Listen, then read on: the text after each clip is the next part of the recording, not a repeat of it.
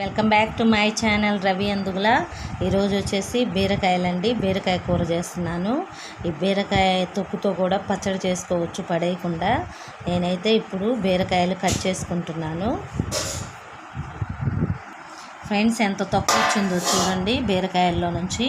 ఈ తొక్క పడేయకుండా పచ్చడి చేద్దాం అనుకుంటున్నాను. పల్లీలు, పచ్చిమిర్చి కొంచెం నూనెలో వేయించేసి, ఈ తొక్కను కూడా వేయించేసి, చింతపండు, వెల్లుల్లి వేసి పచ్చడి నూరుకుంటే బాగుంటుంది. ఫ్రెండ్స్, మీ ఇంట్లో ఏం కూరలు వండుకుంటున్నారో కామెంట్ చేయండి. ఈ బీరకాయ కూర నాకైతే పెద్దగా ఇష్టపడినండి. బీరకాయ మా హస్బెండ్ అయితే బాగా తింటారు బీరకాయ కూర. ఇందులో పచ్చిపప్పు వేసి వండుకున్నా బాగుంటుంది.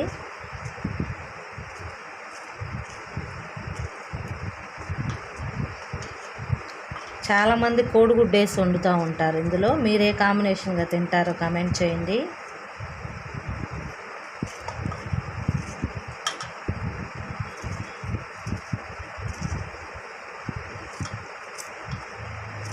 ఫ్రెండ్స్, బీరకాయ ముక్కలు, అలాగే ఉల్లిపాయలు, పచ్చిమిర్చి, కొత్తిమీర, టమాటోలు, కరివేపాకండి తాలింపు వేసుకుంటాను.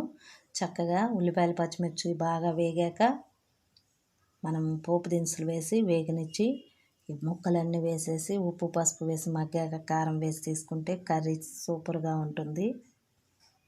టేస్టీగా ఉండే బీరకాయ కూర రెడీ అయింది.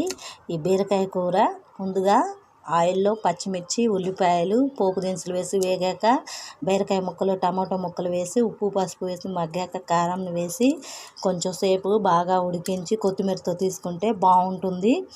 మీకు కూడా నచ్చితే ఒక లైక్ చేయండి, షేర్ చేయండి, సబ్స్క్రైబ్ చేయండి ఫ్రెండ్స్. Thank you.